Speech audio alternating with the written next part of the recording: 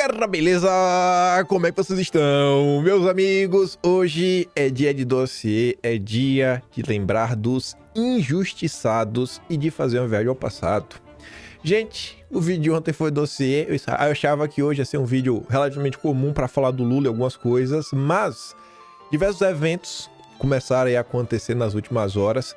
A pauta da anistia ganhou uma atração muito interessante. Tem a questão do OEA, tem as falas do Múcio, só que para muito além disso, e eu acho que assim, vem a somar, no vídeo de ontem comentávamos sobre o senhor Orlando Lovecchio, um cara que escreveu sobre o Foro de São Paulo em 1994 nas páginas de jornais, e aí, cabeu o vídeo ontem, recebeu o e-mail, já falo disso, depois outras pessoas começaram a comentar, e parece que o senhor Orlando Lovecchio, por mais que ele fosse uma pessoa comum, ele tem uma história muito interessante que a gente precisa contar e que eu acho que tem tudo a ver com 8 de janeiro, anistia e tudo está se discutindo no Brasil hoje. Inclusive, a luta pela liberdade e a luta contra a esquerda. Enfim, vamos começar, vamos conhecer quem é o senhor Orlando Lovecchio Filho.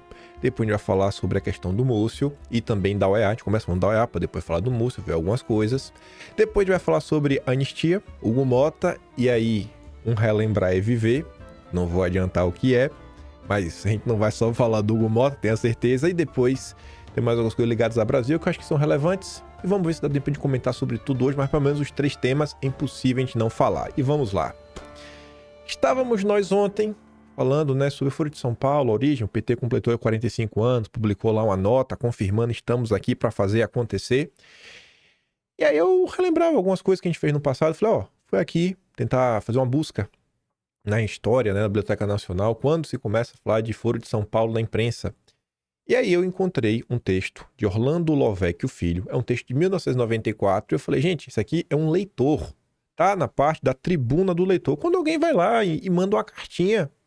E aí eu terminei, tava de boa, começando a jantar, esse que eu recebo o e-mail de um tio do churrasco, e eu sei que é tio do churrasco, vez ou outra ele aparece lá na live, no canal secundário, João Barulho. Então, João, você honrou seu sobrenome, vamos fazer barulho. Porque eu acho que os brasileiros deveriam conhecer o senhor Orlando Lovecchio Filho. Ele não está mais aqui entre nós. Viveu 80 e poucos anos. Faleceu agora em 2021. E quem é o senhor Orlando Lovecchio Filho? Para falar sobre ele, vamos ver uma notícia que foi publicada na coluna de um jornalista que vocês conhecem muito bem, mas que foi escrita por outro jornalista. A coluna era a coluna do Augusto Nunes, na revista Veja. Quem escreveu a notícia foi o Bruno Abud. Essa notícia é originalmente de 3 de setembro de 2010. Uma vítima da Comissão de Anistia. Em 19 de março de 1968, Orlando Lovecchio Filho chegou a São Paulo por volta das 1h da manhã, depois de passar o fim de semana em Santos, onde morava a família. Acompanhado de 2 amigos, deixou o carro no estacionamento do Conjunto Nacional, na Avenida Paulista, número 2073. Como fazia quase todos os dias, aos 22 anos, morava num prédio sem garagem perto dali. Como fazia todos os dias, Lovecchio subiu até o térreo do edifício e seguiu em direção à saída da rua Padre João Manuel. Como fazia todos os dias, você vê que o jornalista repete essa expressão várias vezes. Passou os olhos pelas grades e paredes de vidro do consulado dos Estados Unidos, que ficava no caminho até a porta do conjunto. Nesse momento, um pequeno objeto rodeado por uma nuvem de fumaça despertou-lhe a atenção. Para prevenir os responsáveis pelo esquema de segurança, virou as costas para o que pensou tratar-se de um equipamento elétrico em curto-circuito, houve-se um barulho estrondoso e o trio foi arremessado ao chão. O vigilante de um prédio vizinho desceu às pressas para conferir o que parecia um violento acidente de trânsito. Encontrou os 3 corpos estendidos sobre uma poça de sangue. Edmundo Ribeiro de Mendonça e Vitor Fernando Varela sobreviveram com poucos arranhões. Já o Lovecchio perdeu uma das pernas. Tratava-se de um ataque do VPR, a Vanguarda Popular Revolucionária. Lembra lá do grupo da Dilma? Piloto comercial de aviões, com um brevê obtido dias antes, Lovecchio precisava de apenas algumas horas de voo para realizar o sonho de empregar-se na extinta VASP. O atentado destruiu seu sonho. Consegui as horas de voo, ainda ganhava uns trocadinhos. Todos os amigos que tiraram brevê comigo foram pilotos da VASP e hoje estão bem aposentados. E o Lovecchio? Será que ele se aposentou bem? Em 2004, depois de amargurar alguns anos na fila de espera da comissão de anistia, a gente tá falando aqui de 38 anos. Não, estamos falando... 38 anos. 36. Lovecchio teve negado o pedido de indenização. O relator do processo considerou o piloto uma vítima do acaso, não da situação política. Só que piora. Esse acidente não condiz com os pressupostos legais possíveis de anistia política estabelecidos pela lei, por não estar relacionado à ideologia contrária ao regime sustentado pela Revolução de 64, justificou o conselheiro Egmar José de Oliveira. Tradução: por não pertencer a nenhum dos grupos comunistas que optaram pela luta armada contra o regime militar, Lovecchio não tinha direito à indenização. Como mostrou a primeira reportagem da série sobre os anistiados políticos, Oliveira foi contemplado pela comissão com a indenização de R$ 554 mil e uma pensão vitalícia de R$ 2.000 por mês. Sabe quem é esse Oliveira, que ganhou 554 mil e 2 mil de pensão? Ex-militante do VPR, Diógenes Carvalho de Oliveira, foi um dos articuladores do atentado ao consulado americano. Anistiado, recebe uma mesada de 1.627, também foi contemplado com a indenização de 400 mil. Durante o julgamento de um caso, os conselheiros levam em consideração somente o histórico do perseguido, informa Márcio Gontijo, relator do processo de Diógenes. Não temos condição de medir o sofrimento das pessoas. O responsável pelo caso, o responsável por colocar o artefato explosivo, recebeu um bom dinheiro e uma pensão vitalícia. Enquanto isso, o cara que perdeu a perna, o senhor Orlando Lovecchio, o que ele recebeu? Aos 64 anos, Lovecchio é corretor de imóveis em Santos, usa uma prótese na perna e recebe do governo, desde 2004, uma pensão de R$ 674. Ele nunca recebeu nenhuma outra indenização. Continua em busca de uma indenização justa. Por ter sido afastado em 1979 do Sindicato dos Metalúrgicos de São Bernardo do Campo e preso por 71 dias, Lula recebe hoje R$ 4.200 mensais da Comissão de Anistia. E Dilma está na fila esperando a dela. Isso era em 2010.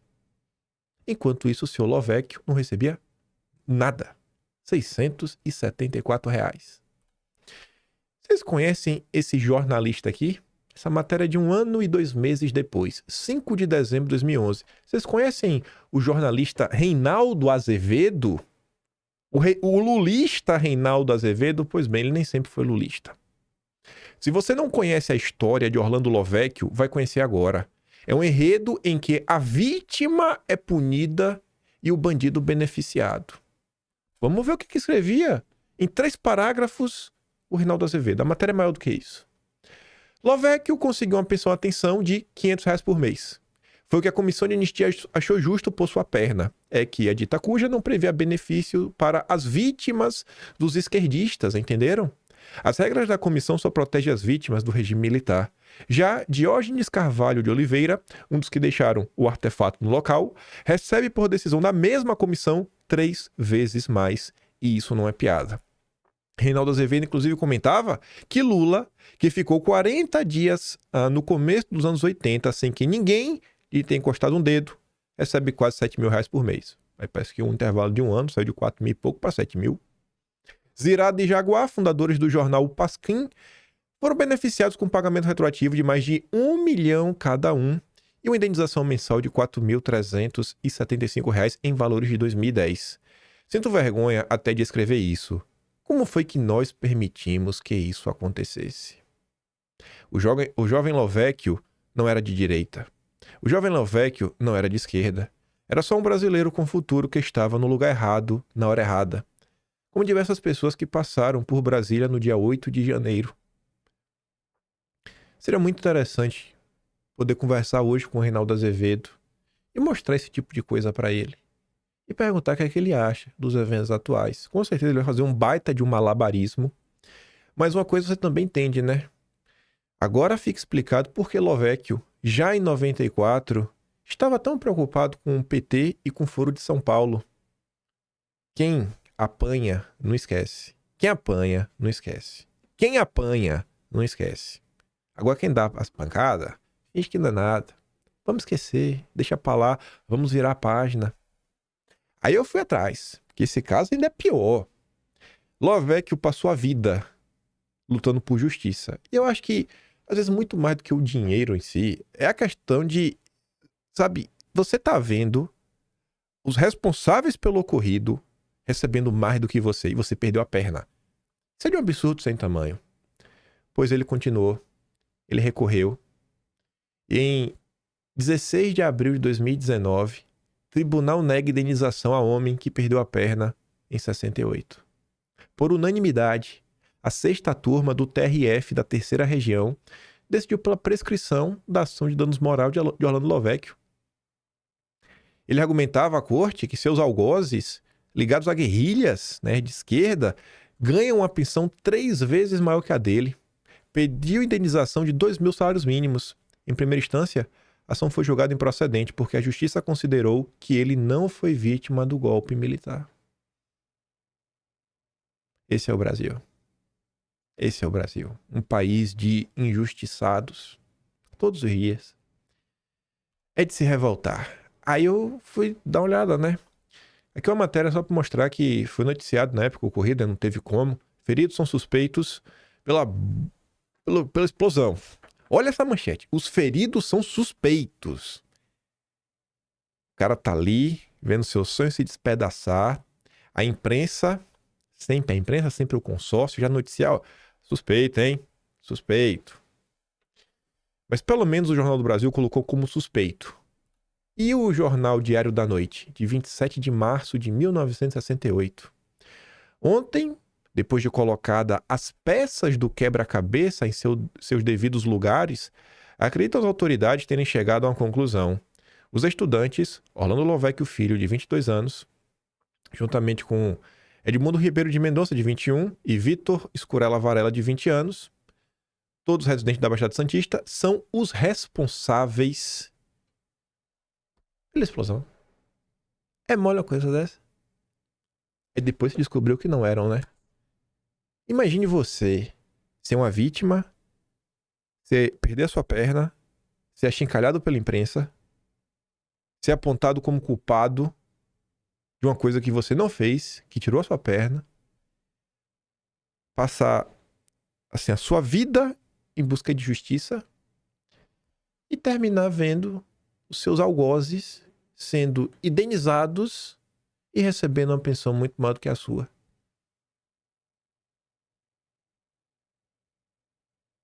Eu queria ter conhecido esse caso aqui do Orlando Lovecchio antes. Eu queria ter conhecido esse caso antes. Acho que os brasileiros deveriam conhecer. Isso só mostra, gente, não conhecemos a nossa história. Se você conhecia esse caso, eu não conhecia. Vamos por mim. A gente não conhece a nossa história. A gente não conhece a história do país. Eu fui no Arquivo Nacional para ver o que eu encontrava. Graças a Deus, em 75, já se sabia que ele era uma vítima, que ele não era o culpado. Você vê, ó, Confidencial, Ministério do Exército. É uma lista, na verdade, é uma lista bem grande, né? Das vítimas da subversão, que tá ali em cima. Aí você vê, Orlando Lovecchio, 19 de março. Atingido por estilhaço, né? Do artefato que explodiu, que foi lançada pelo homem que tocava o terror contra o soldado norte-americano. Perdeu o terço inferior da perna, isso em São Paulo. Junto com outros nomes. E aí eu achei esse documento que eu achei ele interessante por uma coisa. 30 de maio de 2000. Estadão. Governo quer indenizar vítimas dos ocorridos. Um dos nomes era o Orlando Lovecchio, juntamente com o Mário Cosel Filho, esse muita gente conhece, e a Lida Monteiro da Silva. Uma coisa que chamou a atenção aqui na época foi o nome do jornalista, Hugo Marques. É um dos poucos jornalistas que eu realmente tenho um respeito na imprensa. Hoje ele está na Veja e você vai saber que é o Hugo Marques. Sabe, todas aquelas matérias que foram publicadas na eleição de 2022, sobre alguns casos do passado, o Marcos Valério, uma coisa assim, que falava sobre um certo cidadão que foram censuradas, todas essas matérias foram publicadas pelo Hugo Marques. Todas. Diversas matérias ligadas ao MST, invasões, já no Lula 3, 2023, também foram publicadas pelo Hugo Marques. É um jornalista que você vê que não é de hoje, que se preocupa com temas que muitas vezes não ganham nem o ar do dia quando você liga a TV ou vai lá ler o jornal O Globo, Folha de São Paulo, dentre outras. Então tá aí, né? Esse é Orlando Lovecchio, filho. Em memória aí, né? Nunca mais tentarei lembrar essa história, né? Porque o tempo vai passando e a gente vai vendo que o Brasil vai repetindo algumas coisas e as injustiças seguem aí. Será que em algum momento as autoridades vão querer realmente pacificar o país? Vão realmente, assim, querer ver um Brasil melhor, mais próspero?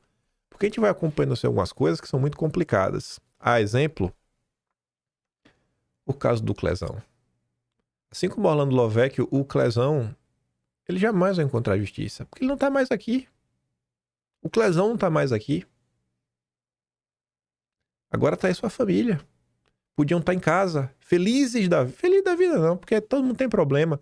Mas com certeza podiam estar em casa, reunidos, ou fazendo qualquer outra coisa. E agora, né, em nome do pai, do ex-marido, estão lá, tentando fazer um pouco de justiça, né? Porque ele merece. O juiz coloca a família do Clezão, primeira vítima fatal do regime de exceção, relatando pro Vaca Vila Real, da OEA, né? O que foi que aconteceu com ele. Aí, assim como a imprensa relatava, o Lovecchio é suspeito, né, de estar aí, ser o culpado pelo que está acontecendo. Olha a matéria que a Folha de São Paulo publicou ontem. Filha de bolsonarista, que veio a óbito, diz a relatora que pai sofreu tortura. Não. Só faleceu, só. E com o mesmo espírito aí do Lovecchio, que denunciava o Foro de São Paulo já em 1994. E eu falei ontem, gente, vocês são o Lovecchio. A pessoa comum que hoje sabe muito bem o que se passa no país. Você vê ali, ó, Dona Márcia Gomes. Uma folha de papel higiênico sujo é mais limpo que vocês. Repitam 1000 vezes. Clezão. Clériston Cunha. Esse era o nome do homem inocente, sim, bolsonarista, morto na prisão injustamente. Porque olha como é que a Folha trata. Filha de bolsonarista. Ele tem nome, cara. Ele tem nome. Clériston Cunha. Enfim. E a fatalidade aconteceu por terem sido ignoradas deliberadamente suas condições de saúde informadas pela sua defesa.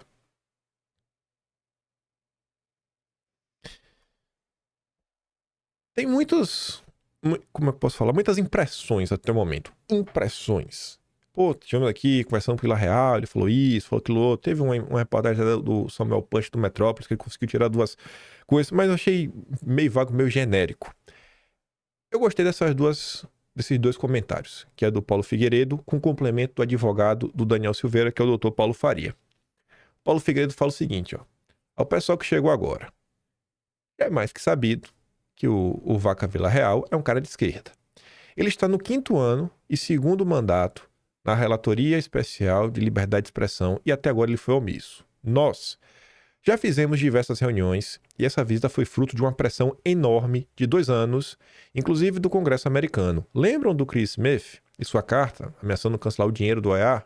Inclusive o Paulo Figueiredo e o Eduardo Bolsonaro postaram uma foto que estavam ontem com o Chris Smith. Enfim, Trump, ao entrar, cumpriu esta ameaça em parte, cortar o dinheirinho. Então, se vier alguma coisa neste relatório, tenho enorme otimismo, será porque as coisas mudaram e não pela bondade ideológica do relator. Iniciar um lixamento virtual do sujeito, que pode nos ajudar muito durante sua visita ao país, não me parece muito inteligente. Então, assim, o pessoal está meio otimista com algumas mudanças. E o Paulo Faria concorda. Também acompanho. Hoje eu terei 5 minutos para dizer a ele o que fizeram com o Daniel Silveira. Ele contou, depois o Paulo Silveira, no dia de ontem, postou vídeo, comentou umas coisas. Enfim, tem muito comentário aí. Mas vamos entrar na questão do 8 de janeiro. Companheiro Múcio, se filia aí na tropa, mais um. Parabéns, Múcio, seja bem-vindo. Decisão de anistia pertence ao Congresso. Uma manchete seca, de boa. Folha de São Paulo, Belém. Múcio critica revanchismo, defende diferenciar penas pelo 8 de janeiro e diz que a anistia cabe ao Congresso. Ministro da Defesa titubeou ao classificar atos como golpistas e afirmou que espera julgamento da trama no Supremo. Vamos ouvir a fala polêmica. Polêmica não, né? Polêmica só pra esquerda e pro Lula, pra imprensa. Porque qualquer brasileiro, né, normalmente comum, adorou o que ouviu aqui da boca do Múcio. 8 de janeiro, conta que eu tinha feito. Hoje é a prioridade do PL, enquanto partido, o PT, de sem anistia. Eu acho que eu sempre devia ter uma dosimetria. Tem gente que quebrou uma cadeira, tem gente que armou esse movimento, o golpe, como você diz. Se for tudo comprovado, que este pague. Que este pague. Se foi um golpe, quem organizou que pague. Agora, e aqueles que tomaram seus ônibus, estavam lá tirando foto de celular, tem os que entraram quebrando, tem os que ficaram do lado de fora. De todo tipo. Você não pode condenar uma pessoa da mesma pena quem armou, quem financiou, a uma pessoa que foi lá encher o movimento. Foi isso que eu defendi. Agora, Mas essas pessoas isso é uma foram lá decisão, quebrar. Raquel, isso é uma decisão que pertence ao Congresso Nacional. Ministro, mas as pessoas que Congresso foram lá Nacional. quebrar, por mais bagrios que fossem, elas não reconheciam a legitimidade do governo empossado e que estava de turno ali. Elas queriam derrubar aquele governo. Elas achavam que elas estavam indo lá para derrubar o governo. Não, derrubar o governo. Que os militares iriam vir em socorro aquele delas. movimento derrubava o governo, aquele movimento podia ser que tivesse, se ele tivesse sequências, se ele tivesse consequências, se aparecesse outros envolvimentos, sim. Agora, eu não estou querendo dizer, eles precisam pagar. Agora, o que eu defendo é que está na justiça, é uma dosimetria. É simples. Mas o quão importante o senhor acha que essa anistia é para uma certa pacificação do país? Eu acho que na hora que você solta um inocente ou uma pessoa que não teve um envolvimento muito grande, é uma forma de você pacificar. Esse país precisa ser pacificado. César. Ninguém aguenta mais esse radicalismo. A gente vive atrás de culpados, a gente está começando, nós estamos precisando procurar quem resolva os problemas, quem ajude a resolver os problemas. Nós brigamos só por eleição, só para ganhar a eleição. Só busca o culpado, né? E tem que procurar quem resolve o problema. Até tô gostando, até meu humor mudou depois de ouvir de novo. Já foi um recado pro Lula, né? Só pensa em vencer a eleição, rapaz. E aí? Vamos pacificar o país, Lula? E aí, painho? Já a gente vai ouvir umas coisinhas de novo. Aí, ó o choro. Nossa senhora, gente. Toda vez que tem alguma fala a favor da liberdade de expressão, a favor de anistia, a favor de Bolsonaro, qualquer coisa que toque no âmbito jurídico, eis que vem os advogados ligados a Lula sempre na Folha de São Paulo. Vocês enxergam como é um padrão isso? A gente sempre fala isso, é sempre na Folha de São Paulo. Ou vai sair na coluna da Mônica Bergamo, ou vai sair na coluna Painel, que quem comanda é o Fábio Zanini. É um padrão que se repete, dessa vez foi na Mônica Bergamo. Coordenador do Prerrogativas de que falas de Múcio sobre anistia são estarrecedoras. Meu Deus, se jogou no chão. Nunca houve na história de nenhum país do mundo uma tentativa tão fartamente documentada de golpe de Estado como a que assistimos no Brasil. Nunca houve? Você tá de brincadeira comigo. Ah, meu Deus. Vamos pegar 64? Porque pra esquerda era golpe, né? Eu considero que também não tem como negar. Você pega o Estadão, Júlio de Mesquita Filho assumindo que fomentou um golpe de Estado por mais de 2 anos, fazendo encontro na casa dele, viajando até Miami, sugerindo que os Estados Unidos utilizassem até de um artefato atômico que explodia, se necessário fosse, para dar um jeito no Brasil. Fora todos os documentos, fora o que a gente tem hoje aí, né? O Ivan Haslock, o documento oficial da CIE, a gente fez no final do mês de janeiro. Tem brincadeira comigo? Pra falar que agora, o 8 de janeiro, é o golpe mais fartamente documentado. Você não conhece a história do país, Marco Aurélio de Carvalho. Você não conhece, irmão. Você tem que estudar história. Você tem que estudar história. Você tem que estudar, pegar um livro e começar a ler. Tá acostumado a ler o quê? Revista da Turma da Mônica? Até se lesse era capaz de ter mais conhecimento. Múcio insultou os que seguem defendendo a nossa democracia, as nossas instituições. Insultou o Supremo e o bom senso.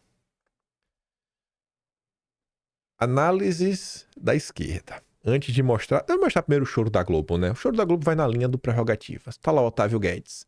Cabe a uma autoridade pública comentar se é crime ou não. Múcio e Mota, né, Hugo Mota, estão fazendo o papel de polícia, do Ministério Público e de juiz. Mas é o que vocês fazem todo dia, vocês criminalizam todo mundo, vocês querem colocar todo mundo na cadeia, vocês não aceitam, né, o posicionamento divergente. Mas a tropa tá aí.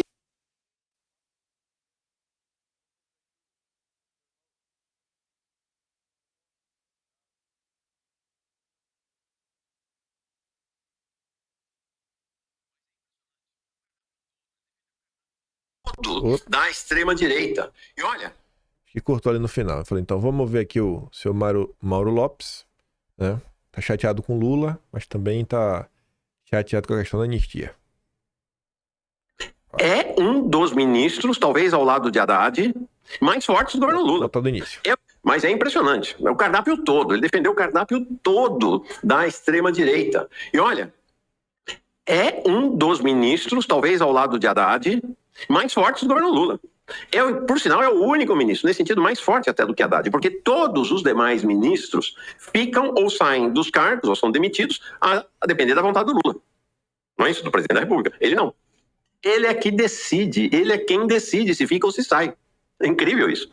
Nesse sentido, é o mais poderoso ministro do governo. Sendo que ele não é propriamente um ministro do governo Lula. Ele é um ministro das Forças Armadas dentro do governo Lula. E por isso tem autonomia completa. Ele pode tudo.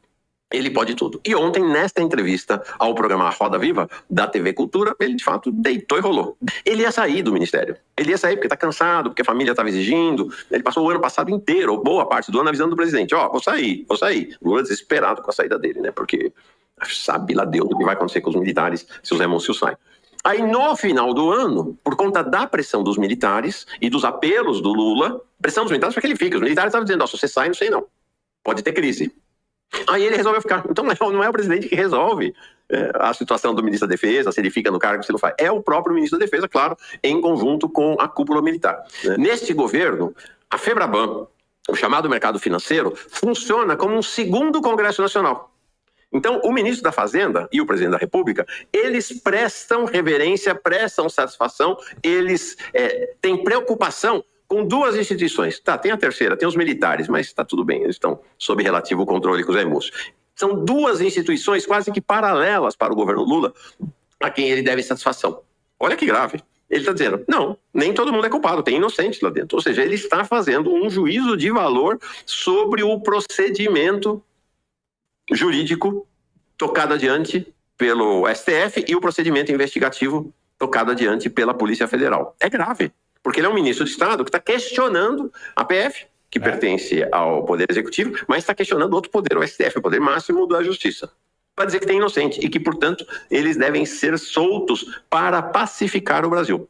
E ele vai usar diversas vezes durante o programa a palavra revanchismo. Só que ele usa a palavra revanchismo sempre para fazer uma referência de como a esquerda se relaciona com os militares. Na visão dele, a esquerda são revanchistas em relação aos militares, tanto em relação a 64, que ele faz uma defesa ainda que envergonhada de 64 e diz que tem que virar a página, que tem que esquecer. Por sinal, é a posição dele que prevalece na cabeça e na posição do presidente Lula. Nós diz. Tem inocente condenado, e eles têm que ser anistiados, e tem uma dosimetria excessiva, tem penas muito grandes, elas precisam ser abrandadas. Ou seja, na prática, ele apoiou abertamente o projeto de anistia que está tramitando no Congresso Nacional. Então não é mais apenas o Hugo Mota, não é mais apenas a extrema-direita, não é mais apenas o Lira, não é mais apenas o Centrão. Um ministro do governo Lula está abertamente apoiando o projeto de anistia.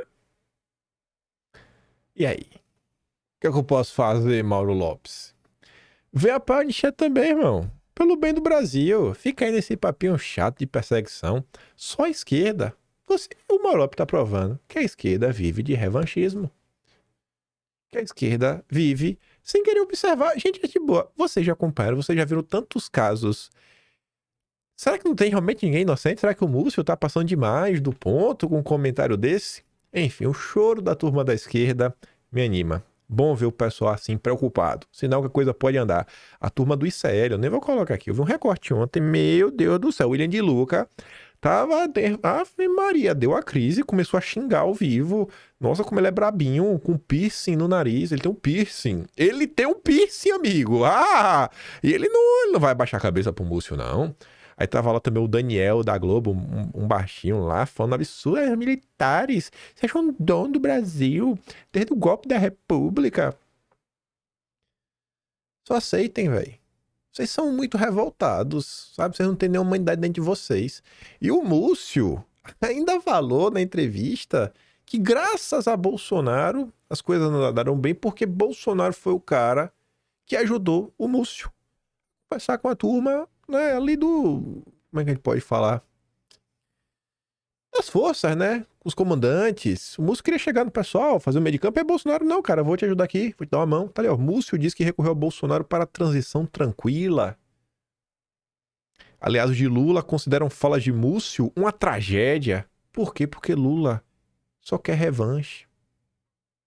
E Bolsonaro comenta: o sistema apaga as imagens e cria suas narrativas num bate-bola criminoso com a velha imprensa, que recebe bilhões da organização, dinheiro oriundo dos pagadores de impostos, mas a verdade aparece todos os dias. Contra fatos, sobra covardia. E que dessa vez não termine em injustiça, como foi o caso do Lovecchio. Para petistas, Múcio tenta forçar a demissão com fala sobre o 8 de janeiro. Múcio está cansado. Múcio agora quer só curtir a aposentadoria e jogar para a torcida. Na avaliação de petistas, ouvidos pela coluna sob reserva, Múcio teria adotado aquele tom da entrevista para tentar forçar sua própria demissão. Tem alguma coisa prendendo ele? É proibido ele se demitir? Que conversa mole, viu, petista? Caciques do PT lembram que Múcio chegou a pedir a Lula no final de 2024 para deixar o cargo. O ministro, porém, decidiu permanecer por mais tempo no posto após apelo do presidente. Múcio se demite na hora que ele quiser. Não adianta petista querer inventar a narrativa. Não, o Múcio falou isso porque ele quer se... Não, ele não acredita no que ele falou, é porque ele quer ser demitido. Conversa mole, petista. Não tem nada que segure ele no cargo. Nada, nada. Tá falando até um favor pro Lula. Vocês deviam até agradecendo a ele. Mas vamos lá que tem mais. Se Múcio defende, é só uma fala pública. Só uma fala pública. O importante mesmo é a agenda real avançar. E ela tá avançando. Essa fala aqui é muito mais importante, porque o presidente da Câmara é o cara que tem a caneta para pautar o projeto da anistia. E pelo tom da CNN, falas de Hugo Mota sobre o 8 de janeiro preocupam governistas e acendem sinal para a anistia. Que seja um sinal, no mínimo, amarelo. Que esse negócio é, ó, tamo vindo, hein? Tamo vindo. Já seja um amarelo, tá pertinho do verde. Auxiliares de Lula, ouvidos pela CNN, afirmaram neste sábado que a declaração foi intencional e pode guardar algum recado do novo comando da Câmara que ainda está sendo avaliado. Espero que o recado seja: a anistia vai avançar. E Zé finir. Aí veja como são as coisas, né? A fala do Hugo Mota é muito mais importante por ser o presidente da Câmara que o Estadão escreveu um editorial.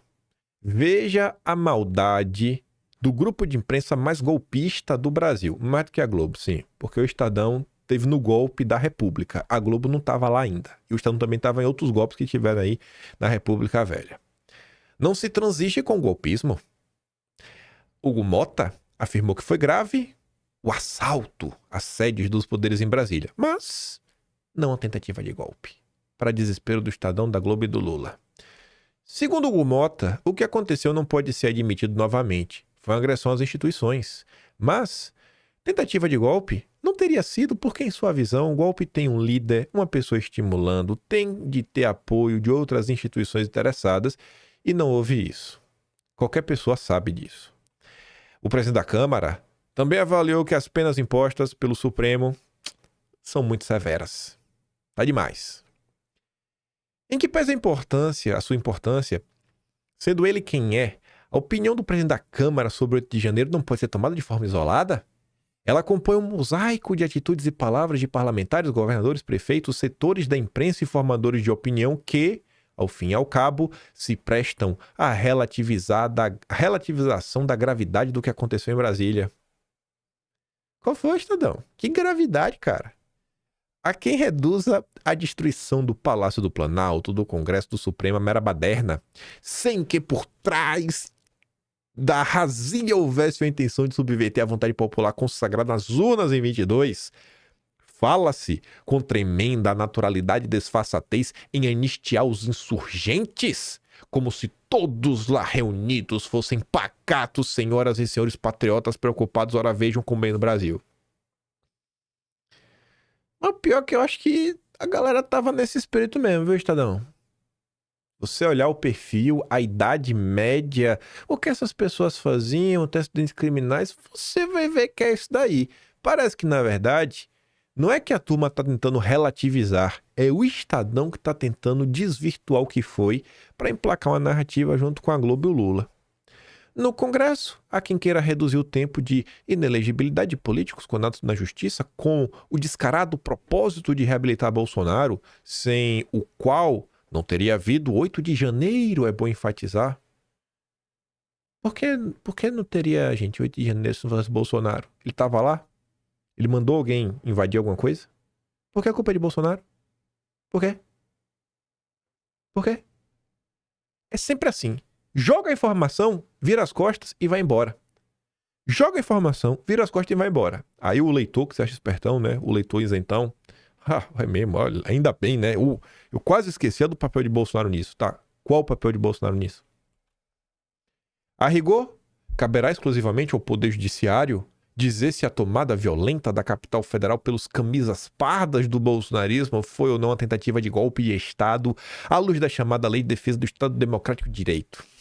Cabe ao Judiciário, cabe ao Judiciário, não é Estadão. O mesmo Estadão que dia sim, dia também fala, opa, estão passando do ponto, opa, olha isso daqui está meio estranho, opa, vocês devem se conter um pouco mais, opa, isso daqui não está, olha essa visita aqui, rapaz, essa viagem, que essas empresas, que eu sei... O próprio Estadão que reclamou, por exemplo, do caso do aeroporto de Roma, por diversas vezes, é só pegar lá o Atlas, sempre vai ter vários editoriais que é em nome do jornal, não é que saiu um texto lá de um colunista freelancer, o que pediu, posso publicar meu texto no Estadão? Não! São editoriais. Editoriais representam o CNPJ do jornal. E esse mesmo jornal, que mostra diversos absurdos, assinando com o seu CNPJ, agora quer pagar de louco. A decisão sobre a tipificação do 8 de janeiro, portanto, está nas mãos da PGR e da Justiça. Dito isso, seria ingenuidade desconhecer que os terríveis atos havidos em 8 de janeiro não representam, no mínimo, uma clara ameaça à estabilidade institucional do país, mal sair de uma eleição muitíssimo acirrada. Os danos causados à democracia... Júnior, não estão circunscritos à destruição material dos prédios públicos, mas se estendem ao ataque frontal ao processo eleitoral, ao que Bolsonaro estimulou desde o início do seu tenebroso mandato presidencial. É um dano imaterial, gente. A alma democrática desse país foi rachada, foi ferida. Meu Deus, como eu estou desesperado.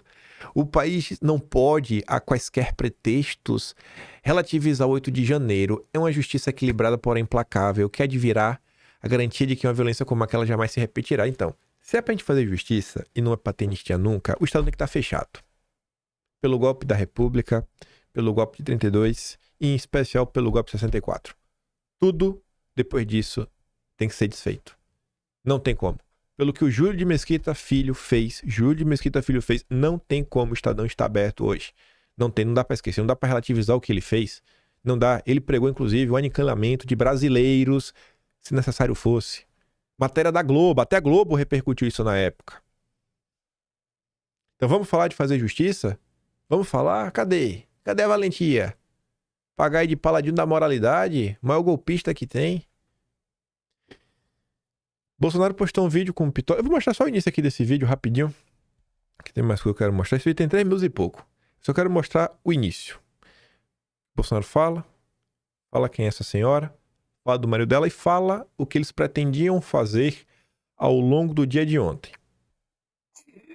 Vem aqui com a ideia de civilizar o parlamento, a imprensa também, porque uma imagem, né, vale muito mais que 1 milhão de palavras, e a gente tem que ver essa mulher sozinha, sem recurso, vivendo de favor, está cuidando dos filhos. E o que ela mais quer, os filhos mais querem. Eu tirei com o horizonte. Quer a volta do pai para casa. Eu quero que vocês imaginem também, não é daquela senhora, jovem senhora, né, que pichou lá a estátua. E ela tem 2 filhos pequenos, 4, 5, 6 anos. E dorme e acorda sem ver os filhos. Imagina você, mãe, não ver os filhos. Até ela me falou hoje, a senhora que está aqui, se o meu tivesse morrido na pista num acidente, lógico que não deseja isso, mas tivesse ocorrido uma morte, a gente ia conversar com a garotada que papai Céu levou, tá? É triste, mas estava decidida a situação. Agora, como está? Não.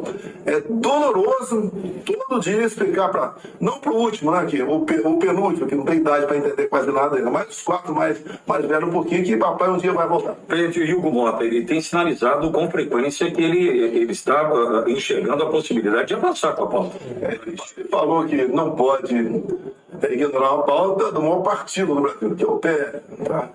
E vai ouvir o colégio de líderes, em havendo um clima favorável, ele bota em votação. E esse é o comportamento do presidente da Câmara. Tem que ser isento, não tem que ser presidente de um partido ou de outro, de alguns partidos. Todo mundo conseguiu, por exemplo, ter a urgência do projeto, ele bota em pauta. Aprovou, bota o projeto. Aprovou, manda para o Senado Federal. E assim que se age. Eu espero realmente que os 2 presidentes da Câmara, hoje, do Câmara e Senado, recebam essa senhora, tire até uma fotografia desses órfãos de pai vivo, e eu sempre falo para o caso dessa outra mulher que pintou o Estado, está presa há 14 anos, né? Imagine você, mãe, você deputada mãe, ou até mesmo avó, né? Na situação dessa mulher. É de cortar o coração, pô. Não tem cabimento o que está acontecendo. Eu digo, não é uma anistia política, é uma anistia humanitária. Vê lá o vídeo todo. Tá aí, Bolsonaro comenta sobre o caso, comenta, cara, queremos ver aqui se levamos pra conversar ela, ter com o Mota, ver o que vai dar. Tava aí, avisou isso ontem. Mota se reúne com familiares de preso em atos de 8 de janeiro e oposição fala em esperança.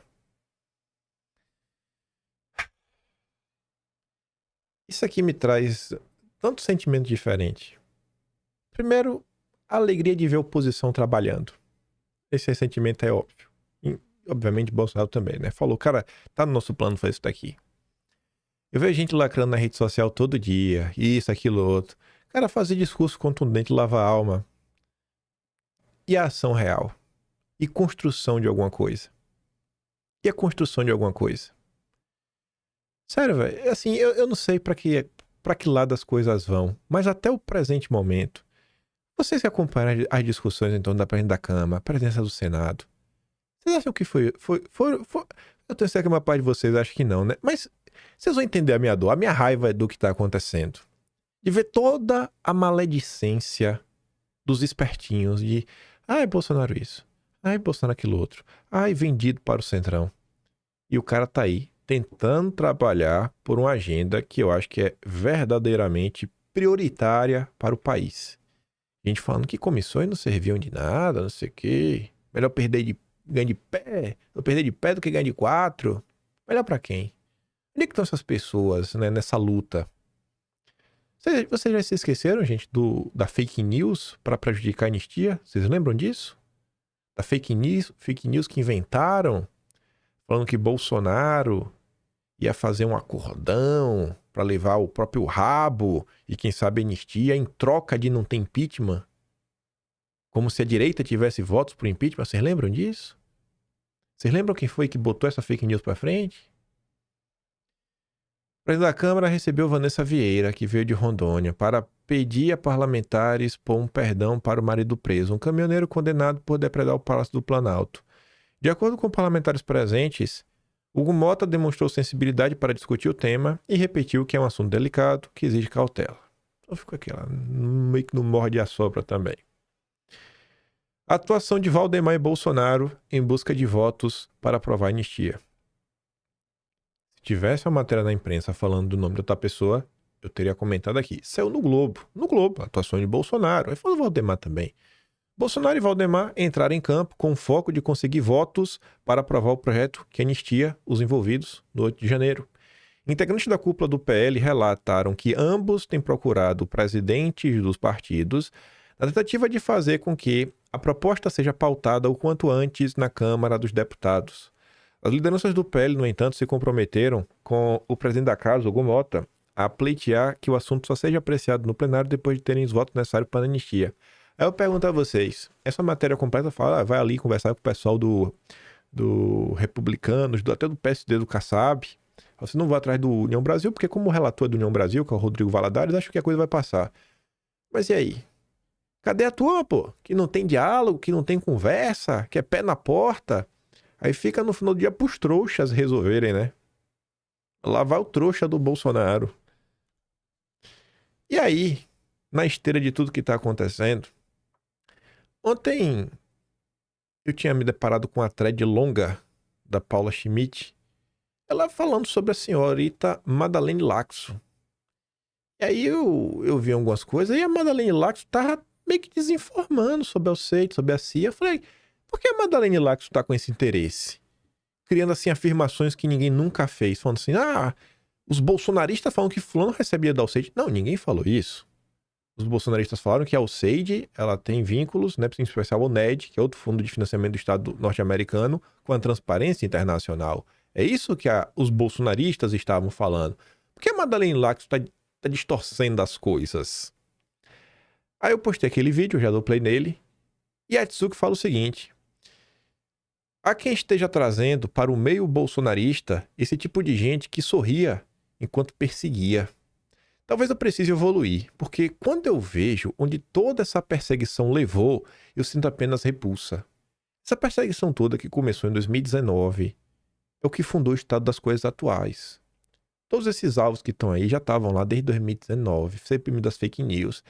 E a Tsui coloca ali a nota, né? Antes, ao lado de seus 6 filhos, ela pediu de joelhos misericórdia ao marido, Ezequiel Ferreira Luiz, condenado a 14 anos de prisão pela manifestação de 2023. Aspas. Estado brasileiro, como vou sustentar minha família? Misericórdia, Hugo Mota, misericórdia. Eu peço misericórdia por mim e por todos os presos e foragidos políticos, afirmou em entrevista a jornalistas no Salão Verde da Câmara. Vamos ver aqui a senhorita Madeleine Laxo. Esse vídeo é um clássico da internet, que muita gente teme esquecer. Com essa reconfiguração do PSL, você acha que vai sair coisa boa dali? Vai. Sei que. É preciso dizer que ela ajuda a CPI, né? Também. Ela também. Duas pessoas muito importantes aqui conosco. Com essa reconfiguração do PSL, você acha que vai sair coisa boa dali? Vai. Vai? Eu sei que. É preciso dizer que ela ajuda a CPI, né? Também. Ela também. Duas pessoas muito importantes aqui conosco. Vamos começar nisso, né? Essa reconfiguração do PSL. O que acontecia?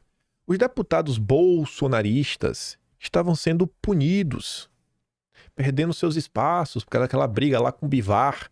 Então estava tendo a reconfiguração, mudança nas cadeiras da CPMI das fake news, tirando toda a tropa que defendia os injustiçados. E ela falava, eu tenho certeza, porque eu sei do que está rolando. Ela é muito próxima do Alexandre Frota. Muito próxima do Alexandre Frota. E aí o Panuzzi fala, né? Ela aí tá ajudando na CPMI. Aí ela fala, e o Ayan também, que é o Luciano também, o Luciano Ayan, né? Esse lindo rapazinho aqui.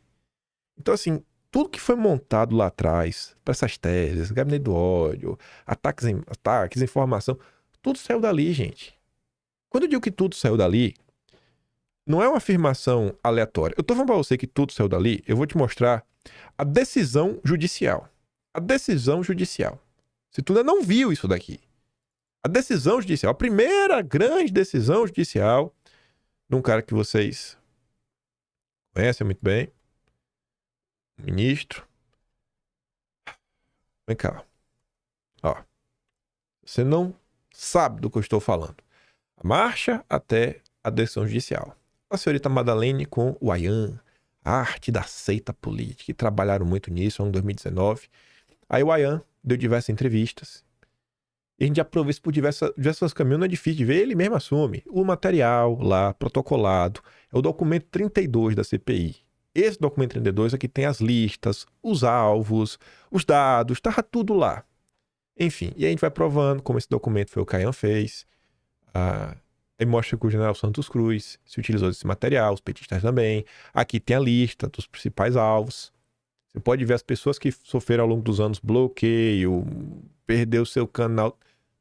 A maior parte já estava aqui. A maior parte já estava aqui. Os primeiros já estavam aqui. Todos os primeiros estavam aqui. Enfim, que era a lista do Ayan. Aí, temos aqui a decisão. O Ayan estava apoiando diretamente o Frota, não só fornecendo os documentos, mas apoiando, falando dele, falando que faz isso, faz aquilo outro, etc, tudo mais. Esta é a primeira decisão do inquérito, que leva à primeira busca e apreensão. A primeira busca e apreensão. O que pautou a decisão do ministro, que vocês estão tão insatisfeitos, foram os depoimentos do Frota e da Joyce, que narram a existência de um grupo organizado conhecido por Gabinete do Ódio. Você tá entendendo? Então, assim, essa é a turma da Madeleine Laxo. Essa é a turma da Madeleine Laxo. Quando você sai de eventos do ano 2019, que foram juntando, formaram os dossiês, montaram a CPMI das fake news e toma lá. Aí quando vem a matéria Blogueiros de Crachá, era o estalo para a CPI realmente ganhar força. Ali foi, a coisa saiu, você juntou os materiais que estavam nos dossiês do Ayan, documento protocolado pelo Frota com o Blogueiro de Crachá, e ali você deu direcionamento para a CPI. Frota e Joyce foram algumas vezes na Suprema Corte falar de algumas coisas que estavam acontecendo, isso no final. Final de dezembro, início de janeiro. Frota, Joyce, ministro e as fake news.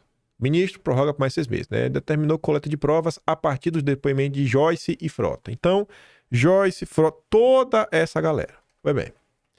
Aí, voltando. Estamos agora em 2025. E aí eu tenho que ver, eu sou uma pessoa que tem um mínimo de respeito pela história. E eu sei o que o Tsuko tá falando. Estão tentando trazer de volta para a direita Madeleine Laxo. Não só ela, outro jornalista também. Quem é, rapaz? A gente já chega lá. Quem é que está tentando reabilitar, colocando para cima, compartilhando, trocando comentários, fazendo jabá, elogios? Parece que a direita não quer conhecer seu passado. E aí, por conta da thread da Paula ontem, conversando da Laxo, o André da Embaixada da Resistência me mandou um caso que eu não sabia. Eu não lembrava desse caso de 2019. A gente está vendo agora os parlamentares brasileiros indo aos Estados Unidos para tentar contar para o mundo o que está acontecendo no Brasil, para tentar ter um pouco mais de liberdade. Olha o que aconteceu em 2019. O oposto. Pessoas no Brasil entrando em contato com jornalistas conservadores dos Estados Unidos para mentir e manipular sobre o que era o bolsonarismo. A Cassie, ela é jornalista do Daily Wire. Tava aí, né? Tudo mais. E ela recebia ali alguns comentários de quem? Da senhora Madeleine Laxo. À esquerda, os comentários originais. À direita, uma tradução que o próprio Google faz no tradutor quando você coloca lá imagens. Vou ler só a tradução. A Madeleine Laxo estava tentando moldar a opinião internacional dos conservadores contra o bolsonarismo, contra a direita brasileira. Mentir é considerado responder perguntas, bom saber. Basta ver o rei da raiva, assim, o líder, né, do ódio que ele está espalhando, e ele está sendo investigado por financiar essa rede com dinheiro público. Eu sei que não vou te convencer, não estranho do Twitter, mas o tempo dirá. Não apoie esses políticos ruins que infelizmente temos, seria bom para o Brasil. Olha, não apoiem os bolsonaristas. Esqueçam disso, né? Gabinete do ódio. Aí a mulher disse pra Madeleine, irmã, eu quero discutir valores. Quais dos valores não são conservadores? Eles não têm valores. Ela fala, mas como assim não tem valores? Aí ela pergunta, eles não acreditam em nada? Então, vale tudo? Até, sei lá, comer gente? Qualquer custo. Dinheiro e poder. Violentar, né, abusar de mulheres? Pode. Gente, isso acontece na direita? Olha a imagem que a Madeleine Laxo tentava fazer, né? Aí fala outras coisas. A Taglo, enfim. Aí a menina pergunta, eles acreditam que tem bang na escola? Apoiam publicamente grupos que organizam isso. Apoiam publicamente grupos que organizam, né, essas coisas na escola. Olha o nível de loucura. Pelo menos aquele que organizou 3 ataques. Então, eles querem que crianças, né, percam suas vidas? Nosso Ministério da Educação cumprimenta essas pessoas online. Chama Guerreiros Chan. Aí ela pergunta de novo. Cara, eles querem poder e dinheiro. Essas pessoas perseguem e ameaça as famílias dos críticos. Ela fala, cara, responde minha pergunta, é isso mesmo? E aí depois a menina tira onda, né? Dá risada ali, apenas meus seguidores brasileiros vão entender isso. Relaxem, pode relaxar, americanos. Ela dando risada, né? Essa é a Madeleine Laxo. E estão tentando agora colocar como a nova jornalista da direita. Olha isso daqui.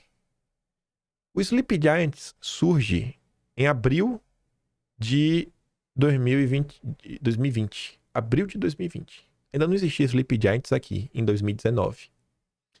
Pessoal do marketing, atenção. O empresariado já tem consciência de que está financiando sites e influências extremistas via publicidade programática do Google, Facebook, Twitter. Precisamos de um trabalho como o do Sleep Giants aqui no Brasil. O Sleep Giants conduz um trabalho de printar essas distorções. Então, os casos são mandados para essas marcas que tomam providências. Já tem surtido efeito financeiro para extremistas e picareta nos Estados Unidos. Essa é a nova agora? A turma da direita agora? Vão reabilitar a Madeleine Laxo? Vou dividir a direita, né, de novo, né? Posso dividir a direita? Posso relembrar o passado? Quem apanha não esquece, né?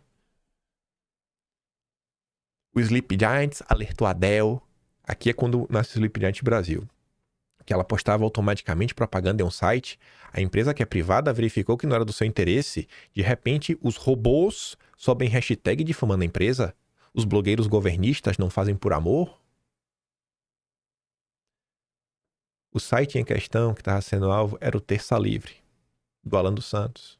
Do Ítalo Lorenzon. Você conhece o Terça Livre?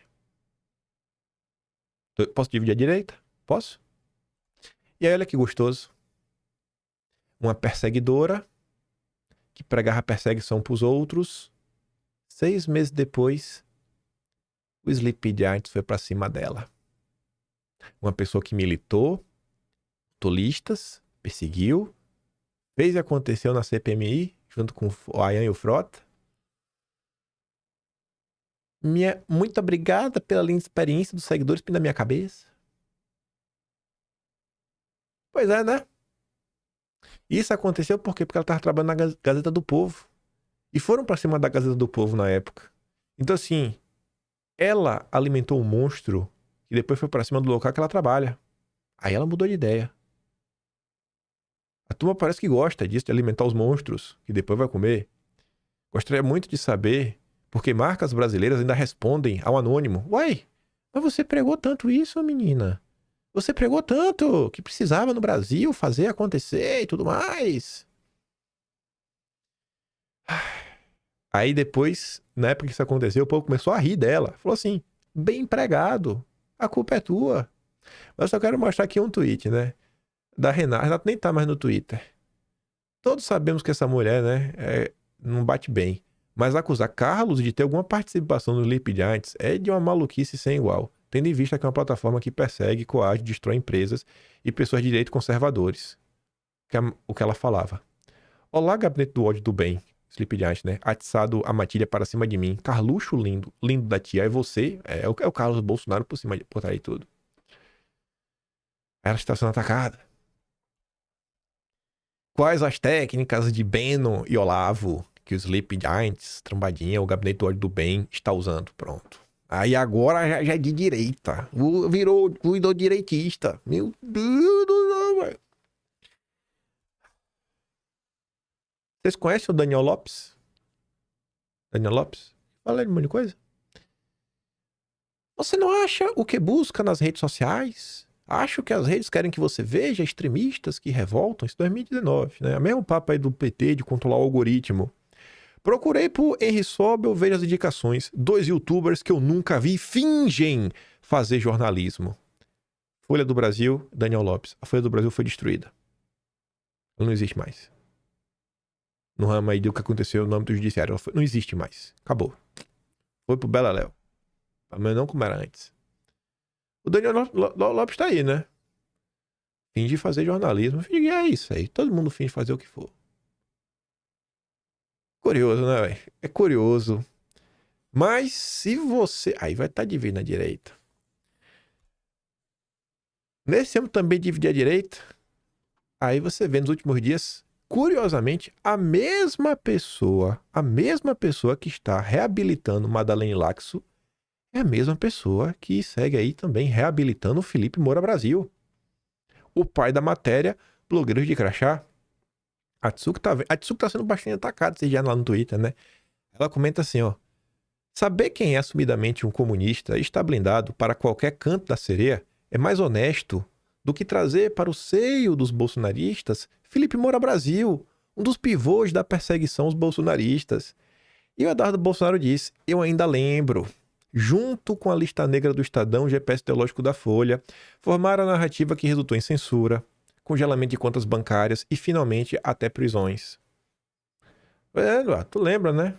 Então lembre bem mesmo aí, para depois não ficar comendo mosca.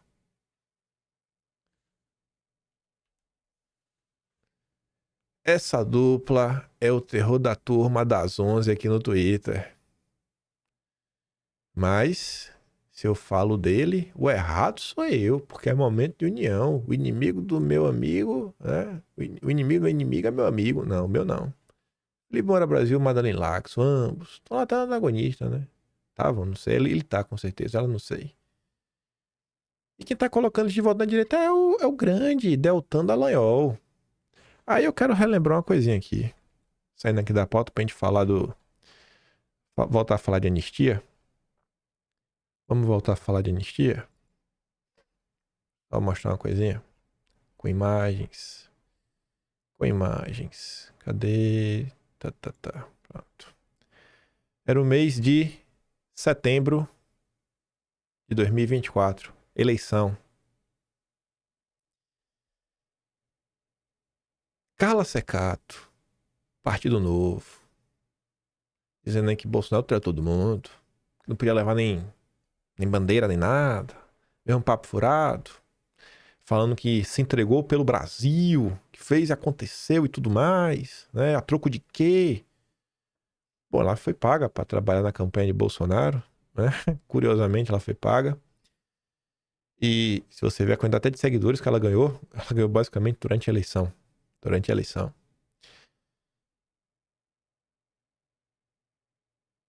Deltan Dallagnol. Segundo a apuração do Dantas, está em curso o movimento para trocar o impeachment pela anistia a Bolsonaro e aos presos do 8 de janeiro.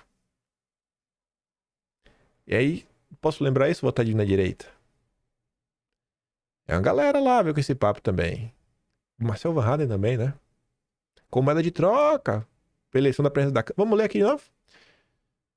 Os deputados do governo estão denunciando isso nos corredores. Né? Os deputados da oposição começaram após o dia a denunciarem um acordo, né? Envolver anistia.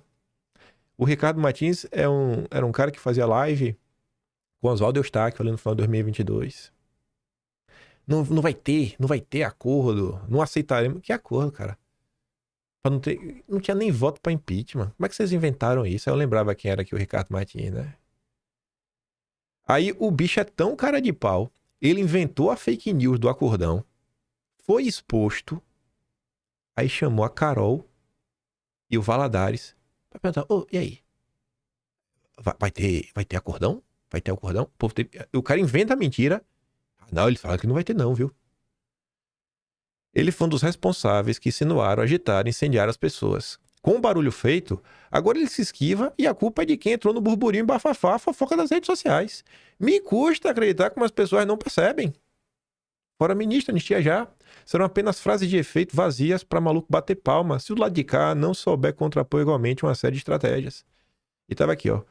Bolsonaro mais 1.500 patriotas pelo ministro. E as pessoas não entendem. Não tô defendendo político nenhum, sai pra lá os fanáticos. A Ceccato tem toda a razão, a direita é desunida e envergonha. Aí a Lilian comentava, a Ceccato que gravou o vídeo no 7 de setembro espalhando boatos de acordo de Bolsonaro para não ter impeachment. A Ceccato que falou que Bolsonaro estava contra o impeachment. Se essa é a direita, sim. É a direita de descolar do Bozo. Aqueles tucanos que querem voltar com a roupa novo. A briga no meu post só reforça o que eu disse. Bando de desunidos e brigões. Então posta no privado, pô. Se não quer que a turma refute. Vocês conseguem perceber que desde a eleição a gente tá vendo a mesma coisa, o mesmo papo de unir a direita e as mesmas pessoas com suas críticas construtivas são as mesmas. O mesmo partido. Incrível isso. Incrível, rapaz. Incrível. Na época o Carlos comentou um monte de coisa. O Cláudio Dantas, na época, teve que desmentir o Deltan Dallagnol. Mas não teve coragem de citar o Deltan Dallagnol, né, Dantas? O vídeo aí que circula é fake news. Eita, passada de pano miserável, velho. Ai, viu? Aí o caso cresceu tanto, ó. Alan dos Santos veio a público para tentar aí também ajudar a desmentir a fake news, ó. Há quem fale de acordo para votar o projeto da lei de anistia em troca de desistir do impeachment. Isso é balela. Não tem acordo nenhum. Nós não temos ainda os votos suficientes. E nem sabemos se conseguimos maioria simples para aprovar a anistia do 8 de janeiro no plenário da Câmara e depois no Senado, caso fosse aprovado na Câmara. No Congresso, se você não tem foto, não tem como barganhar. Esse papo de acordo para votar a anistia em troca de impeachment não é real e só serve para esfriar a mobilização popular para as duas pautas prioritárias. Pô, bicho, a gente tá aqui a mesma coisa, né? Mas a direita desunida. O amigão deles aí. As coisas não mudam, velho. Olha como as coisas... Assim, são as coincidências que vão acontecendo. Isso aqui foi de ontem, né? Marinha se pronuncia sobre o envolvimento do Garnier no plano de golpe, né? Aí você comenta. Um foi indiciado, o outro não. O Batista é quem comandava a aeronáutica. O Batista passou de boa. A direita centrada do Brasil tem boas opções. Olha lá, ó. Moro e o Deltan. Ah, meu Deus. Eu fico aqui, ó, com essa postagem, que termina, inclusive, com a Madalene Lax, o Ayan Panúzio, Ângelo Coronel, Nereu Crispim. E aqui é o Eduardo Bolsonaro. Espero que tu lembre, Eduardo Bolsonaro, disso daqui, ó. Esse teórico da conspiração do Olazim estão cada vez piores. Esse é o tal do Kim Paim. Baixei todos os vídeos da figura. Os tais dossiês da figura servem como provas contra ele. Em breve, vai relatório para a CPMI. Mas não foi, né? Sobrevivi. Talvez, sei lá, talvez eu seja o Lovecchio. Não consegui superar o que fizeram comigo em 1968. E vou ser o chato que vou relembrar o ocorrido. Porque uma coisa é divergência de ideias. Outra coisa, eu esquecer quem é perseguidor. Perseguidor, irmão, não dá. Injustiça. Não tem como rolar injustiça. Mais uma vez, se repetir, quantos Lovecchios, quantos Clesões vão ter que existir ao longo da história. E quando você começa a mostrar uma coisa e outra, estão dividindo a direita, é momento de... Vou até mostrar um negócio aqui, né? Isso aqui eu comento depois, eu quero comentar com calma. Olha só como... Só vou mostrar 3 coisinhas, vou tentar ser o mais rápido possível. Talvez só mostrar só essa. Percebam mais uma vez o movimento encaixadinho. Todos contra o Bozo. Mas se revidar, estarei desunindo. Esse tipo de gente tem menos caráter que com a meretriz. Cara postando isso. Você acha que o Carlos Bolsonaro ele tem tanto medo assim do pai dele perder o apoio, disso, daquilo, outro? Será? Depois de todos esses anos, depois de tudo que esse maluco sofreu, tudo que ele foi acusado, ele tá falando estranho, né? Acho que de rede social ele acompanha, entende? Ele tá falando, cara, de novo. E quem rebate é o errado. Não posso. Se eu revidar, eu vou estar desunindo a direita. Eu tenho que apanhar calado. Esse comentário também foi de ontem. Cala a boca e engula. A nova direita manda você assistir quieta a destruição de Bolsonaro. Se você, bravo e leal apoiador de Bolsonaro, dedicara com perfil de direita, destilando mentiras grotescas, inventando narrativa vazia, digna de novela mexicana, ou atacando Bolsonaro de forma sutil e escancarada, saiba, sua única missão é fechar sua boca e assistir calado a esse espetáculo de linchamento. Afinal, a regra de ouro é não dividir a direita, porque se por um acaso você ousar contestar, pronto, será rotulado como direita caçabista ou coisa da pior. E não adianta espernear, a regra é clara. Senta, cala a boca e assiste quietinho enquanto destroem Bolsonaro. Se você ousar discordar ou Deus me livre defender o cara, pronto. Você vai ser bolsominion cego, gado irracional ou qualquer outro rótulo criativo, né? Fanático. Os ataques podem ser grotescos, injustos, completamente desonestos, mas a sua obrigação é fingir que nada está acontecendo. Afinal, contestar isso significa dividir a direita. E ninguém quer correr o risco de ser excomungado pelos influenciadores semideuses. Portanto, silêncio absoluto. Fiquem calados, seus fantoches dispensáveis, cuja única função é fornecer engajamento para aqueles que, no fim das contas, cospem na própria base. Seu papel é só bater palma, engajar os donos da verdade e, no final, ajudar a enterrar o único cara que enfrentou o sistema. E também ontem. Aí se você, pessoas diferentes, são pessoas que aparecem aqui no vídeo vez ou outra, mas pessoas diferentes, esses não são os únicos comentários, tem outros comentários nessas linhas ao longo do dia, se você lê os comentários... Gente, se você tá no Twitter, vai lá, leia o que tá escrito nos comentários, das pessoas que seguem a Anitta, pessoas que seguem Petrópolis, pessoas que servem o carro, vai lá, lê, vê se essas pessoas estão falando coisa, ou se outras pessoas que também estão na rede social estão percebendo isso. Não é possível. Não é possível que existam tantas pessoas no Brasil que estão vendo isso aqui acontecer. Não é possível que isso aqui seja uma maluquice, que aí tá todo mundo acreditando numa mentira, né? Para as pessoas estarem escrevendo isso é porque tem alguma coisa acontecendo nessa dita direita. Talvez desde as eleições municipais. Isso daqui até fala sobre mim, mas independente disso, esquece a minha parte.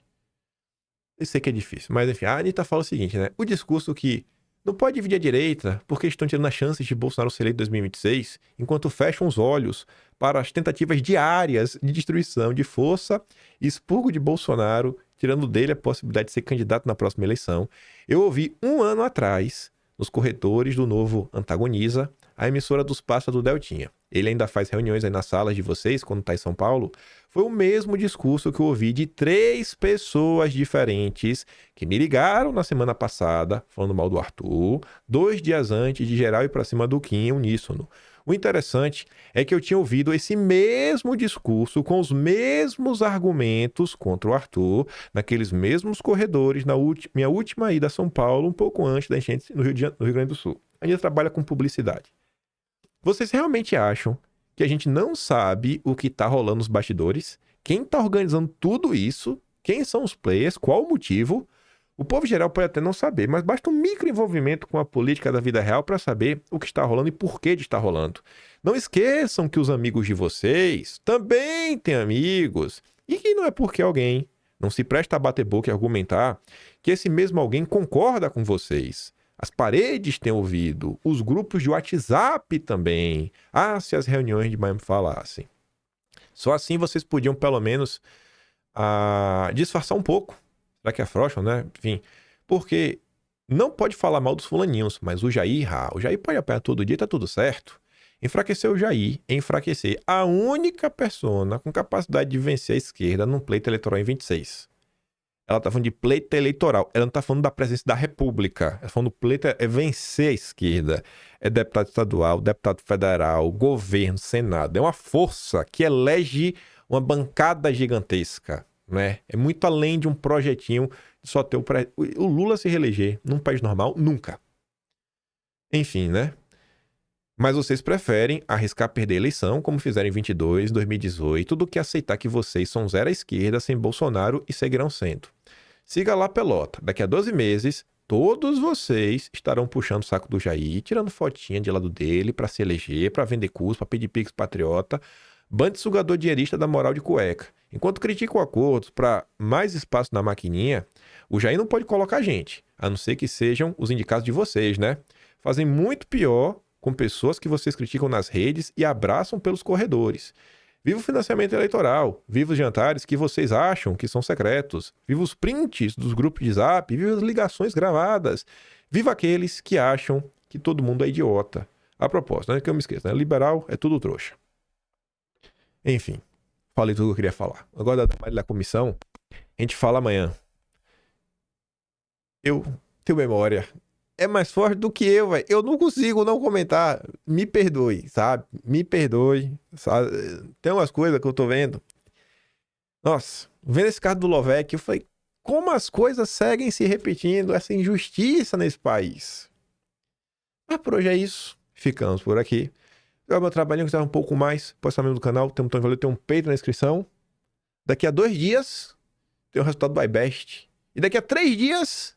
tem um Atlas brasileiro. Daqui a 2 dias também, né? 2025. Fará 8 anos que eu conheço Michelle. Eu namoro com ela oficialmente. 14 de fevereiro. Valentine's Day. Dia de São Valentim. Não pode esquecer, né? Ela nunca lembra. Quem sempre lembra sou eu. Um romântico incompreendido. Meu Deus do céu. Que grande beijo e abraço. Tamo juntos. Valeu, meus amigos. Fui.